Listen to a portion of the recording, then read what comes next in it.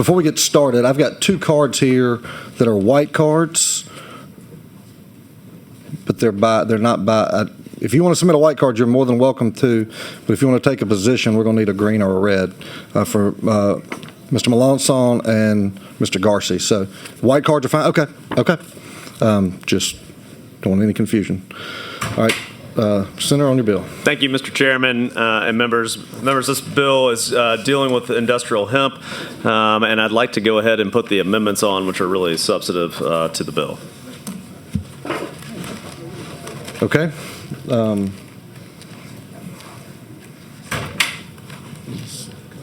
We're going to pass out the amendments. If you want to go on and talk about what your amendments are going to do. Sure, happy to. So the amendments are really, looking at the industrial hemp industry. I think we're all, I believe everyone except for Senator Bass has been here for the last few years, and we're aware of some of the challenges that we've seen in the industrial hemp industry as far as consumables. Specifically, we've got currently THC products that have effects on people being sold at gas stations and are more readily available and easily available than I believe they should be. And in fact, I don't believe they should be available or sold at all. So basically what we're doing in this set of amendments is to ban the sale of consumable hemp with any THC in it. I will tell you I've had many conversations with stakeholders and have agreed to continue to work on the methodology of making sure that these products are not available to kids and people under the age of 21 in particular. I will commit to you and to them to continue to have those conversations as we move this bill along. Okay. So first, I guess we need to adopt some amendments. So Senator Presley has offered up Amendment Set 1133 to Senate Bill 237. Entertain a motion to adopt these amendments. Senator Bass has moved to adopt the amendments. Seeing no objection, the amendments stand adopted. Senator Presley, any more on your bill? Yeah. So again, I mean, I think, look, we've had a vast expansion of THC products in the state. You've seen it throughout the country, and several states are looking at different ways to roll back many of those changes. I think that Louisiana needs to be on that list of rolling back many of the changes that we had that allowed for individuals to readily access industrial hemp and THC products, and this bill would ban those products as amended, would ban the products. Okay. Thank you. Senator Wheat with a question.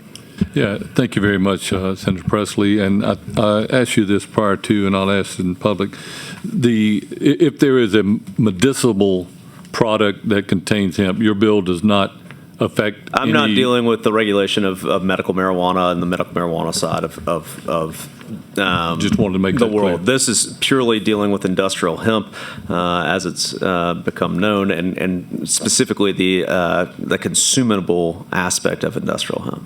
Thank you very much. All right. We have a white card from Commissioner Strain.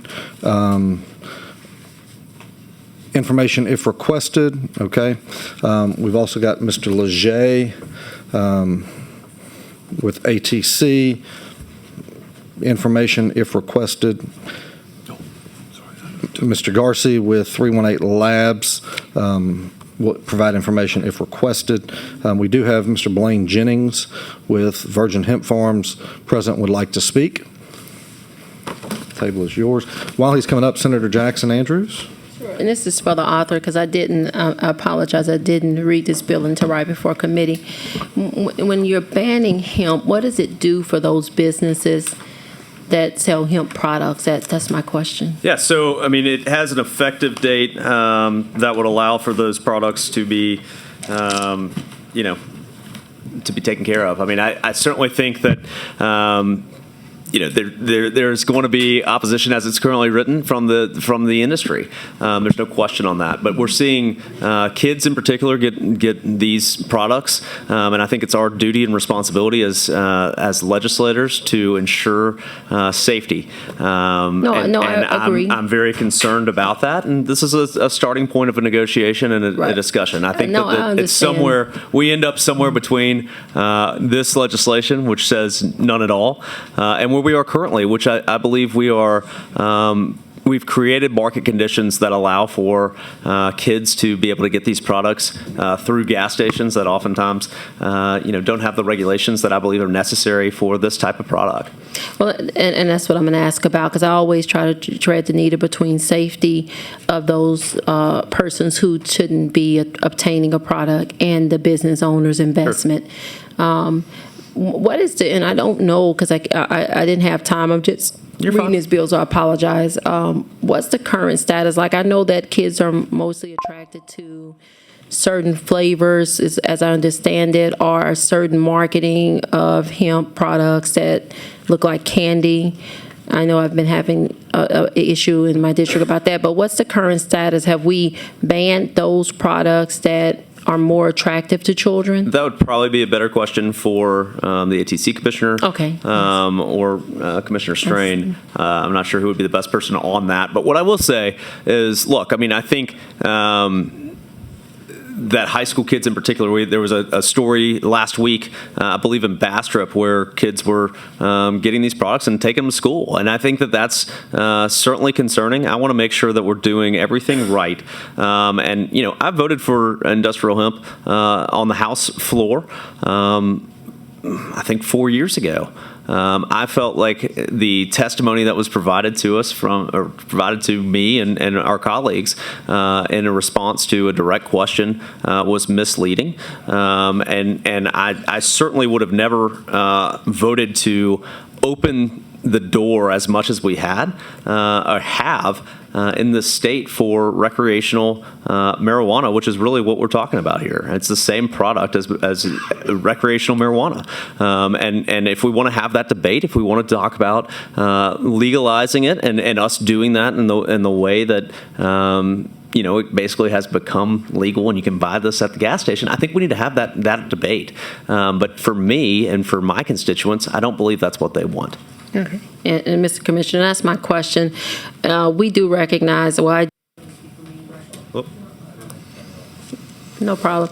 I do recognize that there are issues with young folks obtaining these products. They're not for sale by young folks. We still don't understand how they're obtaining them.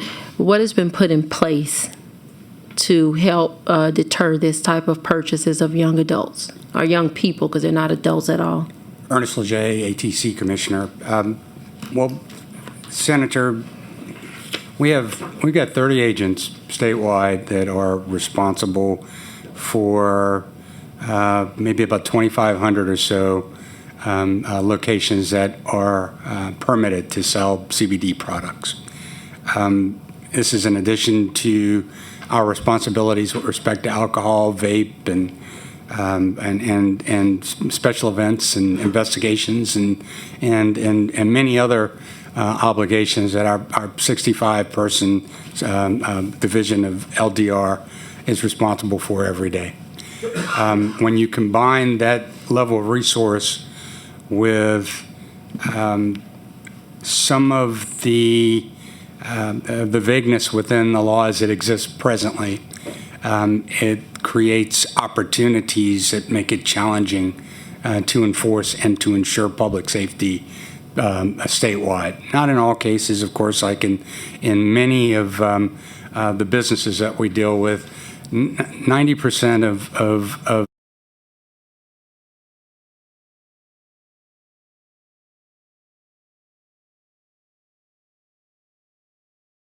businesses are trying to do the right thing, and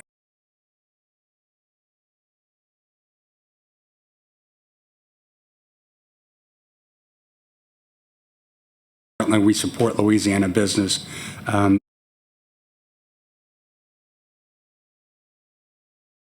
In our agency and in this state.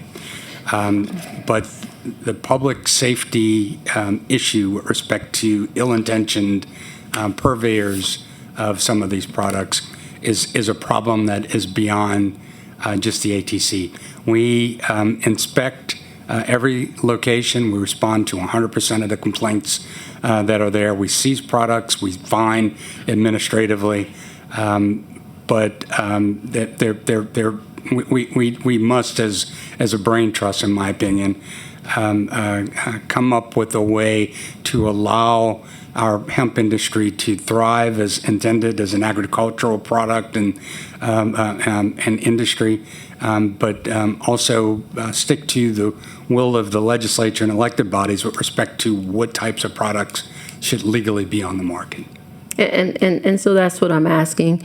Out of respect for the member, I didn't get a chance to talk to him. What's the happy medium of not destroying business owners' investments and getting it under control with people purchasing or children purchasing these products? I think if you have had an opportunity, what would be that happy medium? I think that is a large conversation. We should have a conversation part by part within the enabling legislation. I'm happy, and I have had conversations where we pointed out where specific provisions cause specific challenges, and then come to an agreement with respect to what the solutions are. I think Senator Presley was accurate in his initial statement that this may be a starting point. And subject to negotiation, I think if everybody puts forth the effort, I'll certainly, as the commissioner, the person responsible for permitting locations that are selling these products to the public, will feel better about the opportunity and the job and the task and the mission that we have. So what do you believe a starting point is? I think we go through the enabling, the laws that exist today, and we identify points within the stream of commerce that present challenges for regulation. And have you been working with Senator Presley since this bill was introduced? Yes, indirectly and directly. I'm always 100% available to answer factually what exists at the time and offer an opinion if required. Right. And Senator Presley, I totally understand. We've been dealing with the issue for 2 years of how to get these products out of the children's hands. Mm-hmm. Just gives me a pause for cause to totally go in and destroy someone's investment, a business owner's investment. Sure. And that's a hard... But again, I mean, I think, for me, again, I voted for the legislation that enabled it 2 or 3 or 4 years ago. I can't remember when it was. But I did so based on statements made on the House floor, when I was a member of the House. And I would not have voted for it, and I don't believe that my colleagues would have voted for it in the number necessary to legalize the products that we're seeing on the shelves today.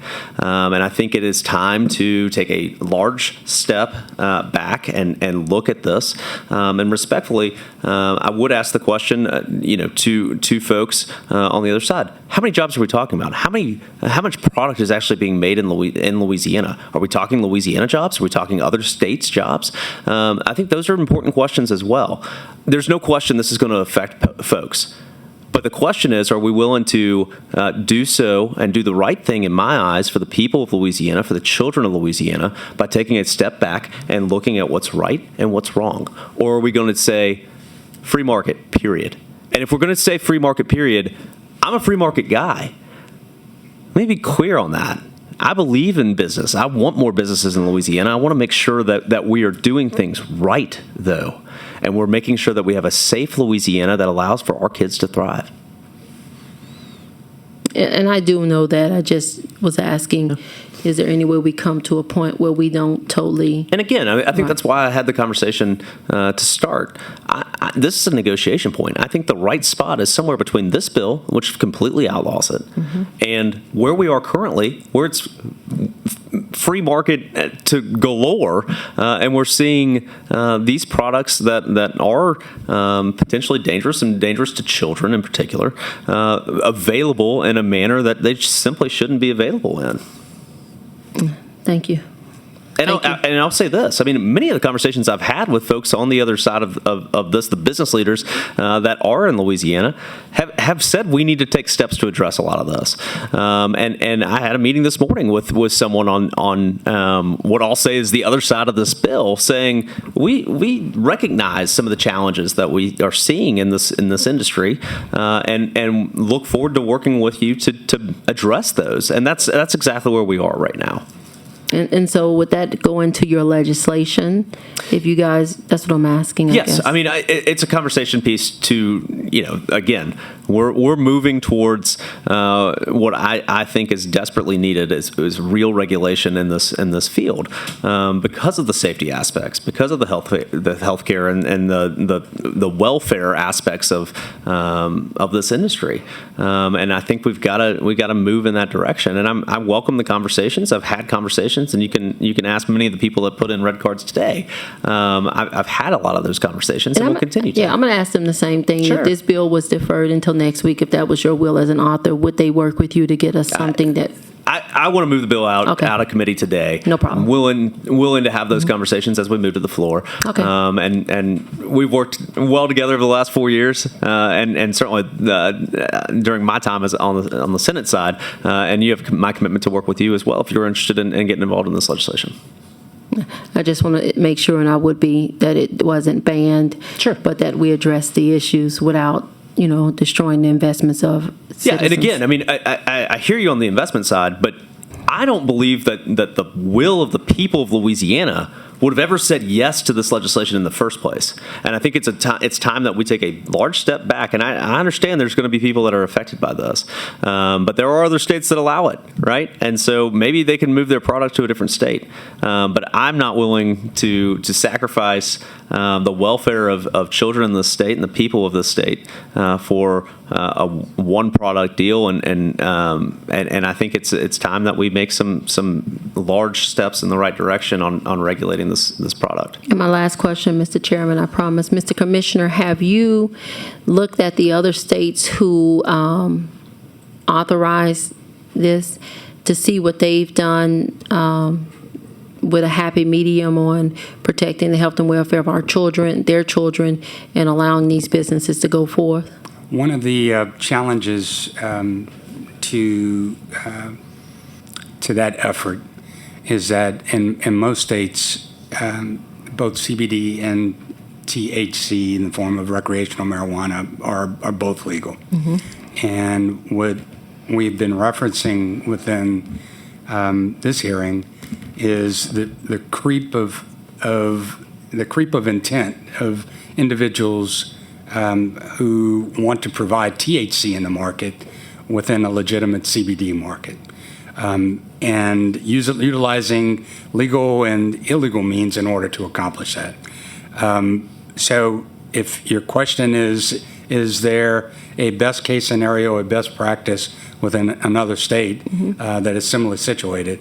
The answer to that from our perspective is no, we haven't found that. Now, we've done a comprehensive report on recreational marijuana. We had that in anticipation of over the last couple of years of other bills being filed.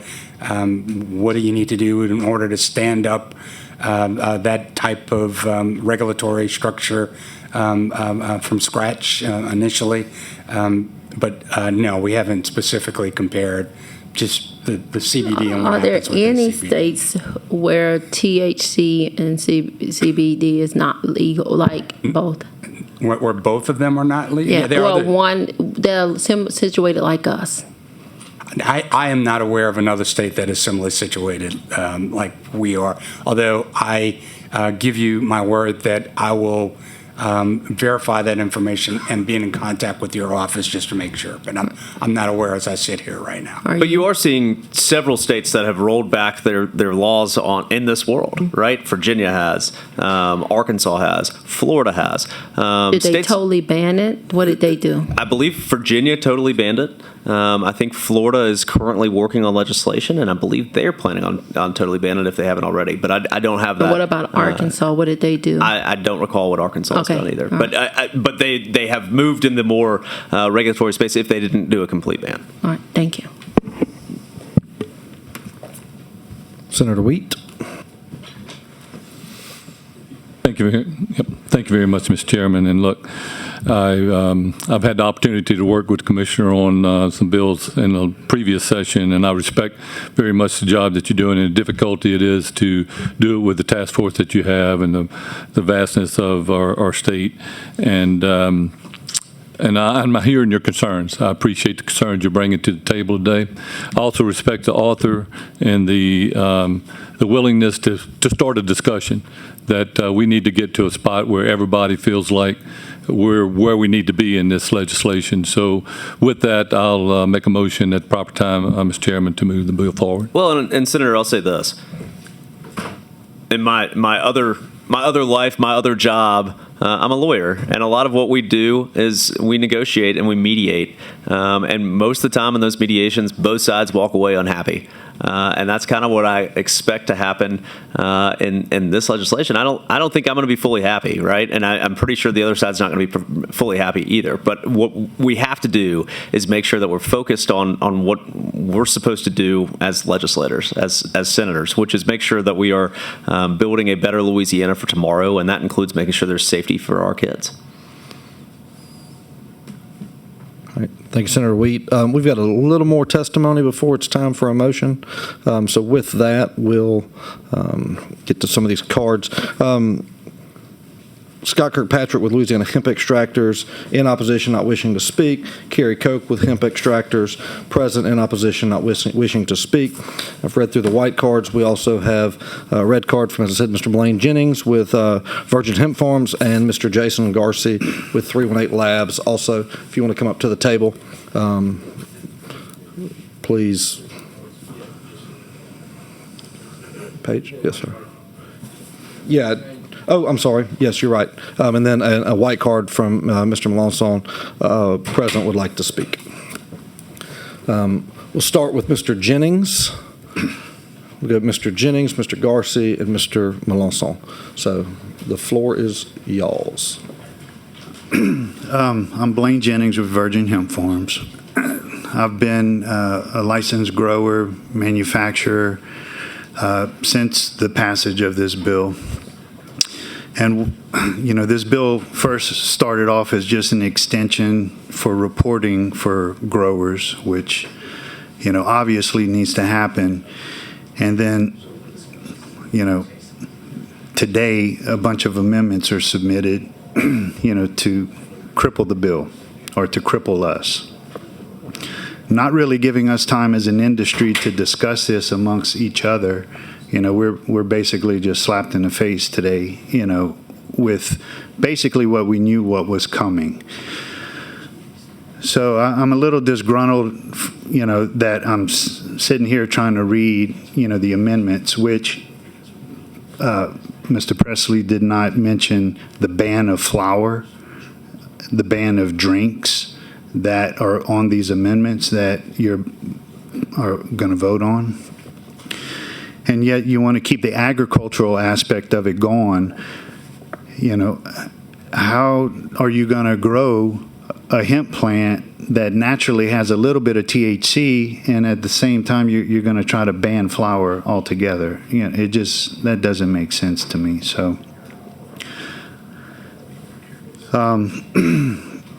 you know, there's thousands of jobs at stake here. There's millions in tax revenue that are at stake here.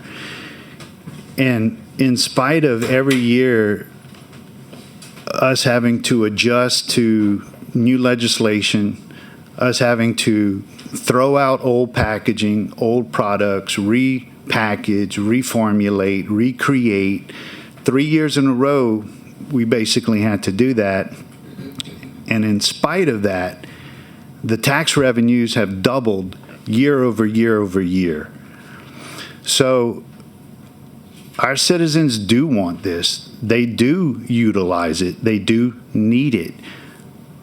And, you know, we're the only dedicated excise or sales tax for early childhood development. I mean, I think we all know we're about to hit some, recessions and our tax revenues are going to go down. And I don't think we should be attacking any industry in Louisiana that is generating tax revenue and jobs. We do have a high unemployment rate. So, Florida was mentioned. Florida's not banning it. They signed their bill. It limits it to 5 milligrams of serving. So just so you know, they did not ban it. Virginia might have. I haven't been able to keep up with all the changes. But in respect to, how do we compare with other states, we are the beacon. Other states have cracked down on their rules because of us, because of how we've crafted our law. I'll use Texas as an example. In Texas, you could have a gummy that's 100 milligrams, 200 milligrams. And not only that, but it could be, all Delta 8. But the way that we've crafted our law, we limit it to 8 milligrams of serving. And it can be a total THC of 1%, okay? Now, there's always confusion on your side because of the 0.3%, by dry weight and whatnot. But as a grower, when we grow, we have 30 days to harvest after the ag department comes and pulls our sample. So we have to test below 0.3% at the time of the sample. But in the 30 days we have to harvest, the potency can go up a little bit. Okay, but as long as we pass our sample test at 0.3, well, then it's compliant as long as we harvest within 30 days. So I believe I was part of the reason why they bumped it up to 1% total. It's because part of the federal law stipulates that as long as you pass the test and harvest within 30 days, then by law, your product has to be allowed to enter the stream of commerce. So that's why it's a little above 0.3. So, the way that our law is currently structured, it protects our consumers. We have to lab test everything, and just in recent news, I've read oatmeal has glyphosate in it, or glyphosate, however you say it. But, are they testing for pesticides like we have to? Are we the only industry that has to test for pesticides and heavy metals? Or is our corn industry doing it? Is our sugarcane industry doing it? We are almost like the bastard kids of the agricultural industry just getting beat up when we have very strict rules that we have to follow, and we are always compliant. And I'm sorry if a kid happens to get a bag of gummies that might have not come from the hemp industry. I mean, there is a legal medical marijuana market that a kid could get gummies from that. Or the black market is very feasible that some of these things are coming from those areas. Just because our stuff is sold, in gas stations does not mean that the kid got it from there. Okay, the kid could have had an uncle that gave it to him, or a brother, or off the street. If you want to ban our products altogether, all you're going to do is just sway people to the black market. You're just going to drive people more to the black market than it's currently happening right now. And it's because, honestly, the medical marijuana industry is overpriced. If y'all would expand the medical marijuana instead of just 2 growers and bring the price down, y'all would generate more tax revenue for the state. They're charging $40 for an eighth here at the dispensary, Good Day Farms dispensary. They have dispensaries in Mississippi, the same product for $20 an eighth. They are charging double for our citizens what they're charging in the other states that they operate. And that is only because it is a monopoly, okay? So, because they're so overpriced, we have a pretty good industry in the hemp industry because of competition. Okay? So by cracking down on us, it's going to backfire. You're going to lose tax revenue. You're going to drive people to the black market. Where on the black market, you might get products that have fentanyl or other issues with the products. At least ours are tested and safe. I'm sorry, I'm just tired of 3 years having a battle, for something that y'all created that we decided to participate in. Okay, there's 3 people right here that have totaled, probably a couple million in investments. Okay, so how does it affect local businesses? Well, you have money right here in this room that was spent because y'all gave us an opportunity for an industry. And that is just plain and simple. How can a state create something, and I'm sorry if you didn't read the law and didn't understand it. That's not our fault, okay? Y'all should have had better, consultants, okay? But because of that, y'all are cracking down on us trying to fix an issue, but in the process, we have made it a better program. So taking out all THC,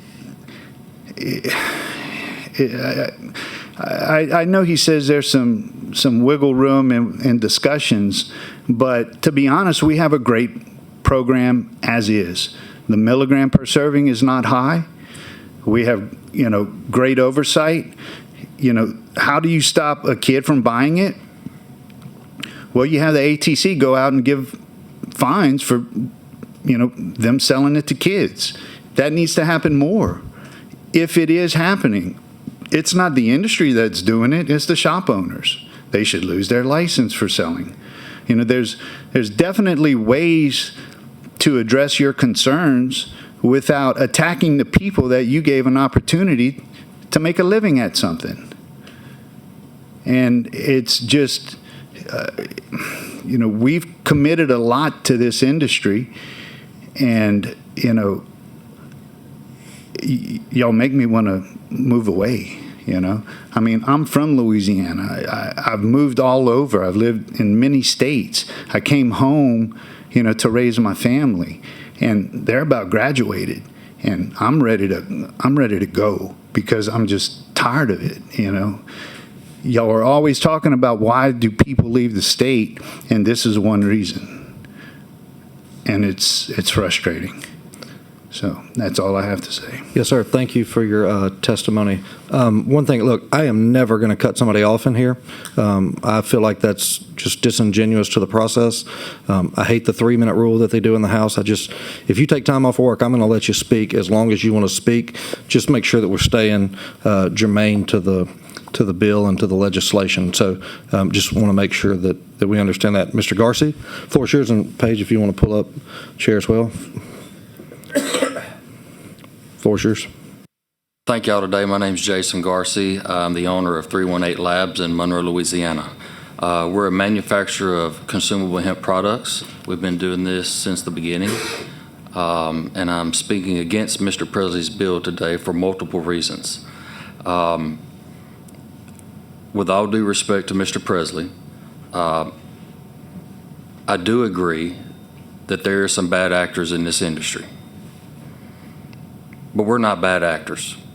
We're legitimate, licensed manufacturers in the industrial hemp industry.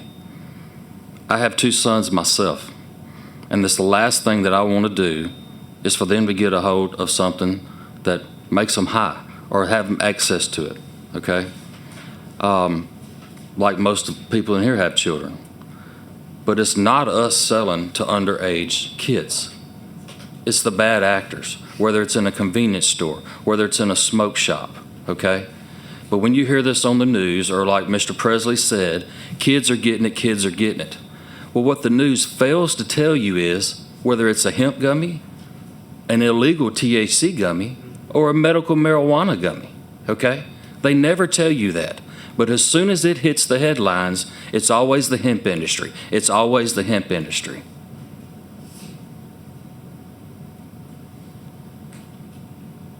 Now, he has this bill. He wants to get it out of this committee.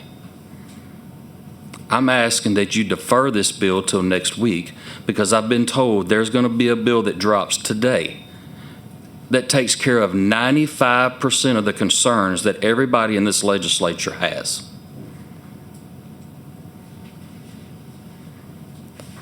We're a federally legal agricultural crop.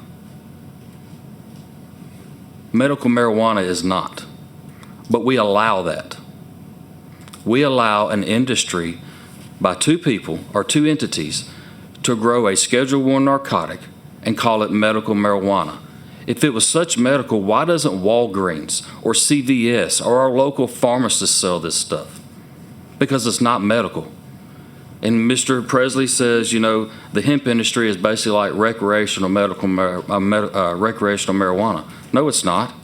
It's hemp.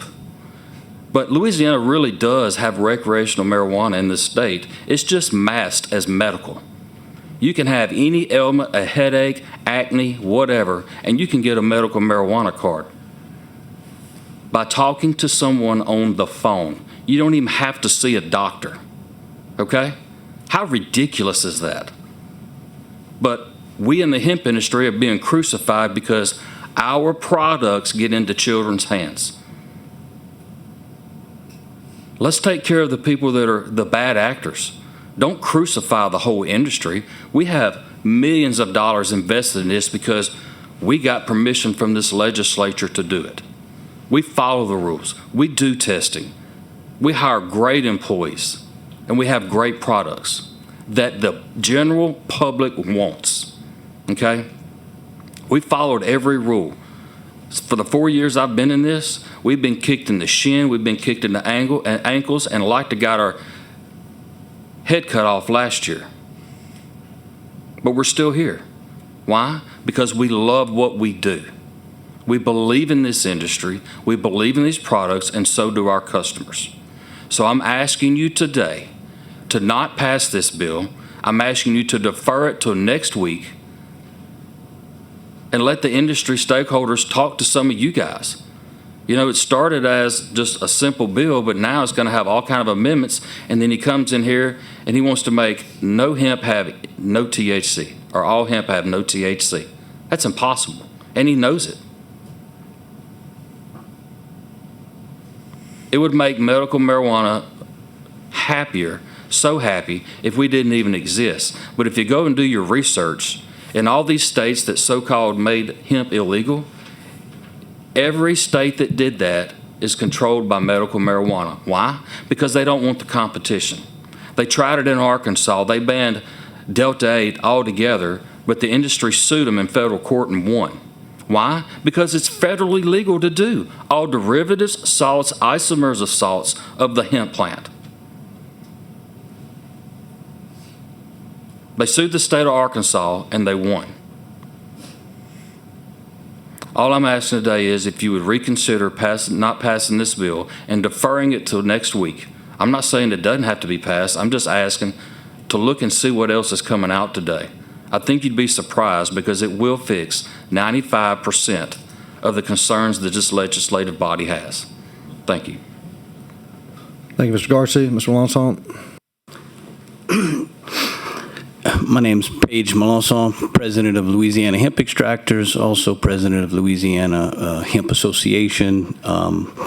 I've also been in this business since 2020. I think I have the only extraction facility, manufacturing facility, and greenhouse and outdoor grow. I'm involved in this thoroughly, 100%. Life Savings invested in it in Orneville, Louisiana, small town. We employ 15 full-time people, about 50 part-time people. We've only grown that in the last 6 months drastically due to some of the restrictions coming off of this industry, or being clarified, let me not say coming off, because we've been in confusion for the most part. I echo a lot of the concerns, but I want to just kind of go through what I think hemp could do for the state on a positive note. I think this could be the Silicon Valley of Louisiana if we just step into it from a number of reasons, just because of my involvement in a number of different projects. The consumable side is the head of the snake, if you will. It is the part that pays the bills right now. THC is part of that. As Mr. Garcia said, you can't remove THC. I mean, it just doesn't happen that way.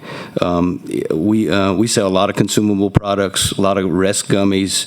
The THC aids in people sleeping. We help people get off of medical, medicines, narcotics and stuff all the time. That's a part of the business I didn't know I was going to see, but it's very heartwarming. My wife's a nurse practitioner. She owns her own clinic. She recommends our products to people, gets them off of blood pressure medicine, helps them sleep, gets them off of melatonin and all kinds of other bad drugs. We see it all the time. So that's the health side. One of our companies that is part of our association, by the way, just got certified organic with THC products included. That's approved by the USDA. So just to note that we are doing stuff the right way, and for a company to be recognized as certified organic through the USDA, there's not that much wrong with this stuff. We need to ask ourselves that. We're also working with some of the universities to get to some controlled testing labs going with some potential animals to try to get some DARPA funding. There's some wound healing regimens that we're looking at doing with some of this stuff that could bring lots of jobs, lots of interest to the area.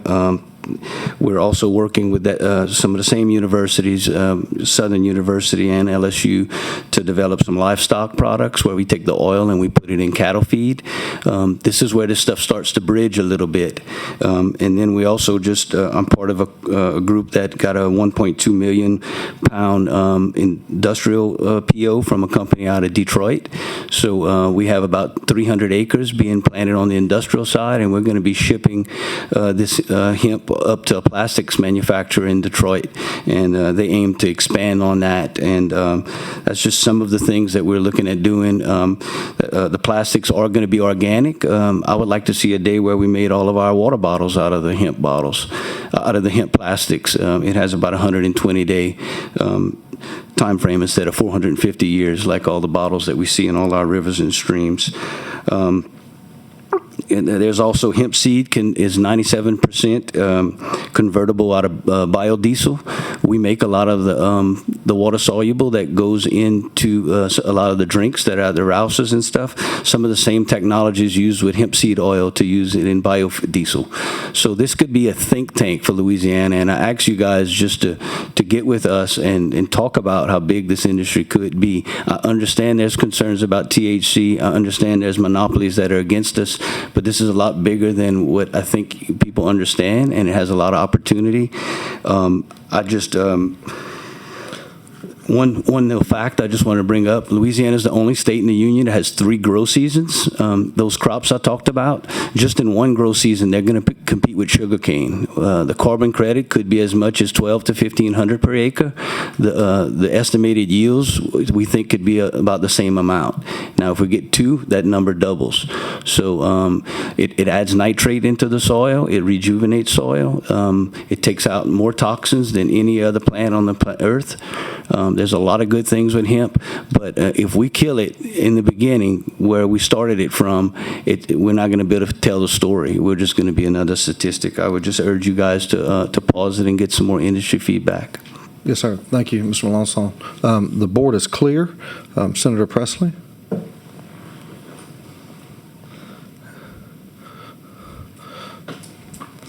Before you get on to your close, I have a question. Sure. Typically, I try to not ask Happy to take questions on close, Mr. Chairman, from you only.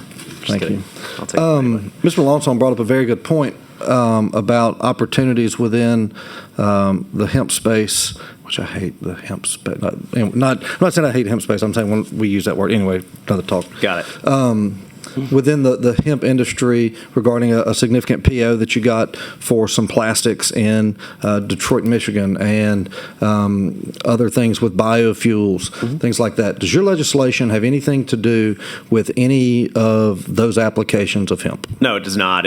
My bill, and I want to be clear because I'm not sure based on some of the testimony from the public what the amendments do to the bill.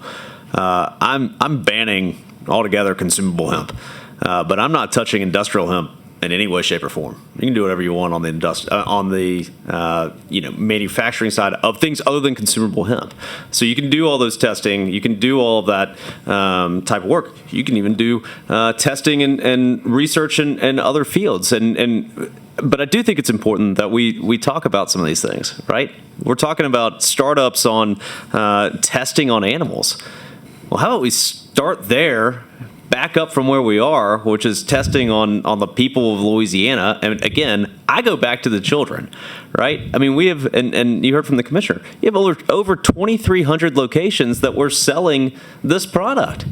That's crazy. As he mentioned, we have 30 ATC agents that aren't just looking at this. They're looking at all issues that they've been tasked to do by us, the legislature.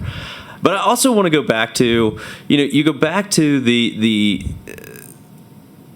changes that have happened over the last 3 years. But they all relate back to the fruit of the poisonous tree, for those of you that are lawyers, none of you. Well, Katrina. Which is that we passed this legislation on false pretenses. The question was asked on the floor by my seatmate of the bill author that legalized this in the first place. Are we allowing a product that's going to allow people to get high? And the answer was no, this isn't going to allow people to get high. And the truth of the matter is, it does. We've also gone in the regulation space and said we're talking 8 milligrams per serving. But we don't say how many servings can be in one gummy or one Slurpee or one drink. There's a product that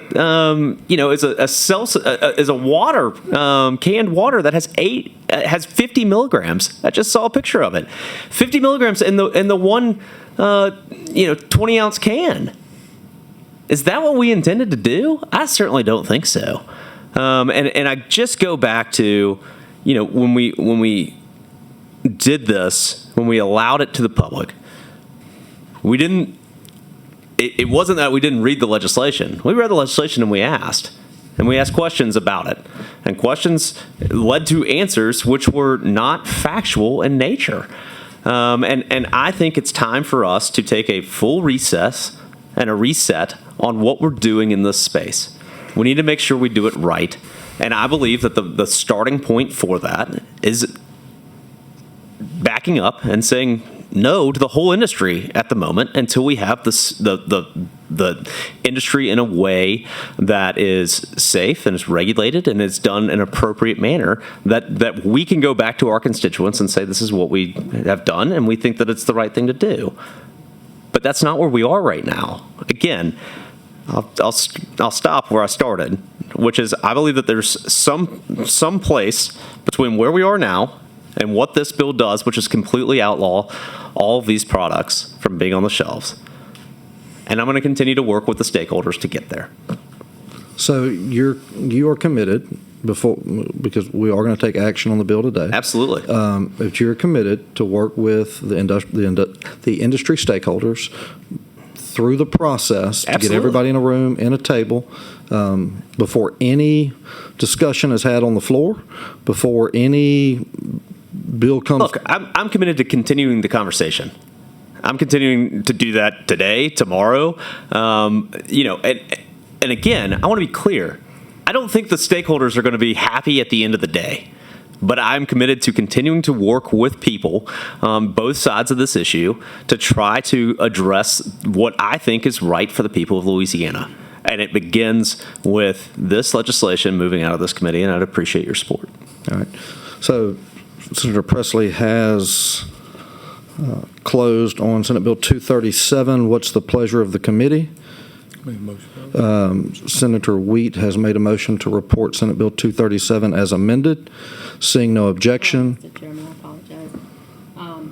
I do want to work with Mr. Presley Hold on, I'm sorry. Thank you. I do want to work with Senator Presley. I can read the tea leaves, but for the record, I just need to object, not because I don't believe in what he's doing. I would just kind of like to see what all happens before, Sure. we move. We know we need to move on something. Okay, so Senator Wheat has moved to report Senate Bill 237 favorably, to which Senator Jackson Andrews has objected. Madam Secretary, please call the roll. Senator Kathy? So a yes vote will be to report the bill as amended. A no vote will be not. Senator Kathy? Yes. Yes. Senator Jackson Andrews? No. No. Senator Wheat? Yes. Yes. Senator Alon? Yes. Yes. Senator Bass? Yes. Yes. Senator Vesey is not here. And Senator Womack? Yes. Yes. We have 5 yes, 1 nay. Thank you, members. That bill will be reported as amended. Thank you, and now I'll entertain a motion to adjourn. So be it.